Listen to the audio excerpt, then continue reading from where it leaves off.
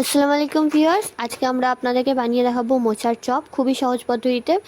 তো যারা নতুন তাদের জন্য আশা করছি ভিডিওটা খুবই উপকার লাগবে। তো দেখতে পাচ্ছেন এখানে আমরা একটা মোচা নিয়েছি এবং মোচাটাকে আমরা এভাবে ছাড়িয়ে নিচ্ছি। এর যে বড় অংশটা থাকে লম্বা মতো সেটা, আর একটা পাপড়ির মতো অংশ থাকে সাদা রঙের, সেই দুটো অংশ ছাড়িয়ে নিতে হয়। তো এইভাবে আমরা এই দুটো অংশ ছাড়িয়ে পুরো মোচাটা ভালোভাবে সুন্দরভাবে ছাড়িয়ে ধুয়ে পরিষ্কার করে নেব। এখানে আমাদের ভালোভাবে ছাড়ানো হয়ে গেছে। ছাড়িয়ে আমরা এখানে সেদ্ধ করে নিয়েছিলাম নুন হলুদ দিয়ে।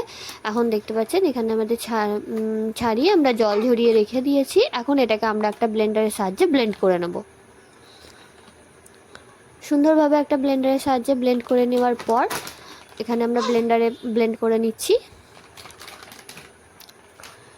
ব্লেন্ড করা হয়ে গেছে। এখন আমরা এটা একটা পাত্রে কিছুটা পুরো মোচাটা নিয়ে নিলাম, ব্লেন্ড করা মোচাটা, আর অন্য একটা জায়গায় আমরা একটা সেদ্ধ ডিমকে ভালোভাবে গ্রেট করে নেব।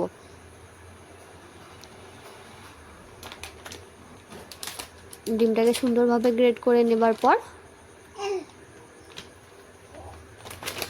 এর মধ্যে আমরা কাঁচা মরিচ, ধনেপাতা, পেঁয়াজ কুচি, আদা রসুন বাটা আর সব গুঁড়ো মশলা, ধনে জিরে লঙ্কা হলুদ পরিমাণ মতো নুন দিয়ে ভালোভাবে মাখিয়ে নেব এবং এটাকে একটা বড়ার শেপ, চ্যাপটা করে একটা বড়ার শেপ দিয়ে নেব।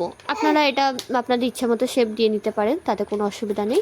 এখানে একটা কড়াইয়ে সুন্দর করে তেল গরম করতে দিয়েছি। তেল গরম হয়ে যাবার পর আমরা এর মধ্যে আগে থেকে করে রাখা বড়াগুলো দিয়ে দিলাম।